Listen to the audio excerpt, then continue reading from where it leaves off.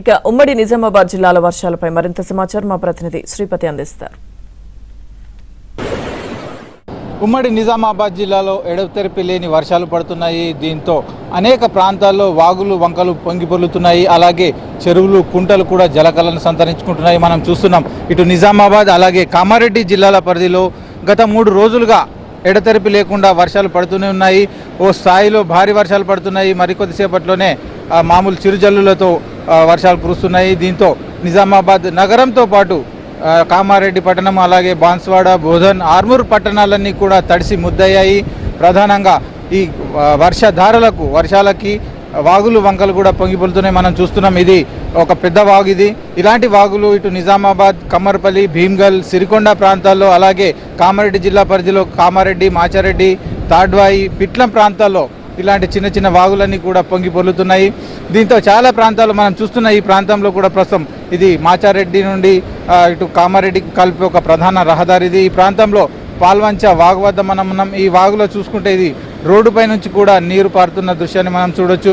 పై భాగంలో పడుతున్న భారీ వర్షాలకి వాగులన్నీ కూడా ఒక చోట చేరి ప్రస్తుతం ఇలా ప్రవహిస్తుండడంతో రోడ్డుపై నుంచి కూడా వాగులు పొంగుతూ కనిపిస్తున్నాయి. అలాగే పిట్లం మార్గంలో కూడా వాగులు వంకలు పొంగి పొల్లడంతో పిట్లం అలాగే మద్నూర్ ప్రాంతాల్లో వాహనాల రాకపోకలకు అంతరాయం ఏర్పడింది.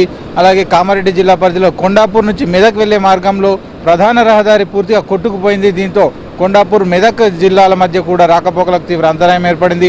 తాజాగా కొద్దిసేపటి క్రితమే నిజామాబాద్ నగరంలో మాధవనగర్ టెంపుల్ వద్ద కూడా వర్షం దాటికి పైప్ లైన్లు కొట్టుకుపోయాయి. రైల్వే ఓవర్ బ్రిడ్జ్ పనులు జరుగుతున్న ఈ ప్రాంతంలో ఈ వర్షం దాటికి పైప్ లైన్లు కొట్టుకుపోవడం వల్ల మాధవ్ నగర్ నుంచి నిజామాబాద్ నగరంలోకి రాకపోకలు నిలిచిపోయాయి. దీంతో వాహనాలన్నింటినీ అధికారులు బైపాస్ రోడ్డు ద్వారా కంటేశ్వర్ మీదుగా మళ్లిస్తున్నారు. ఇలాంటి పరిస్థితి ఇటు ఉమ్మడి నిజామాబాద్ జిల్లా వ్యాప్తంగా అనేక ప్రాంతాల్లో కనిపిస్తుంది. దీంతో పాటుగానే శ్రీరామ్ సాగర్ ప్రాజెక్టులోకి ఇన్ఫ్లో కూడా మొదలైంది. గోదావరి నుంచి వస్తున్న వరద నీటి వల్ల ప్రస్తుతం శ్రీరామ్ సాగర్ ప్రాజెక్టులో 25,000 క్యూసెక్ల ఇన్ఫ్లో కొనసాగుతోంది. మొత్తం 90 టీఎంసీల నీటి నిల్వ సామర్థ్యం ఉన్న ఈ ప్రాజెక్టులో ప్రస్తుతం 34 టీఎంసీల వరకు కూడా నీరు చేరింది. అలాగే ఇటు నిజాం సాగర్ ప్రాజెక్టులో కూడా ఇన్ఫ్లో కొనసాగుతోంది. ప్రస్తుతానికి 15,000 క్యూసెక్ల ఇన్ఫ్లో నిజాం సాగర్ ప్రాజెక్టులో ఉంది. అలాగే కౌలాస్నాల సింగీతం పోచారం ప్రాజెక్టులో కూడా కొత్త నీరు వచ్చి చేరుతున్న పరిస్థితి కనిపిస్తోంది. అలాగే చెరువులు కుంటలన్నీ కూడా జలకలను సంతరించుకుంటున్నాయి.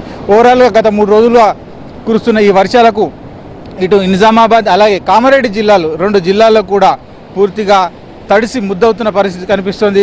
అలాగే వ్యవసాయ పనులు కూడా జోరందుకున్నాయి. గత కొద్ది రోజులుగా వర్షాభావ పరిస్థితుల వల్ల వ్యవసాయ పనులను చేయలేకపోయిన రైతులంతా కూడా గత 3 రోజులుగా ప్రస్తుతం సాగుకు సిద్ధమయ్యారు. అంటే వరి నారుమల్లు వేసుకున్న ప్రాంతాల్లో వరి నారుమల్లు వేశారు. అలాగే మొక్కజొన్న చెరుకు పసుపు లాంటి పంటలను కూడా విత్తేందుకు ఏర్పాట్లు చేస్తున్నారు. అలాగే పప్పు దినుసుల పంటలను కూడా విత్తుతున్నారు. దీంతో ఇటు నిజామాబాద్ అలాగే కామారెడ్డి జిల్లాల పరిధిలో వ్యవసాయ పనులు కూడా జోరందుకున్నాయి. ఓవరాల్గా ఇది ఉమ్మడి నిజామాబాద్ జిల్లాలో వర్షాల తాజా పరిస్థితి.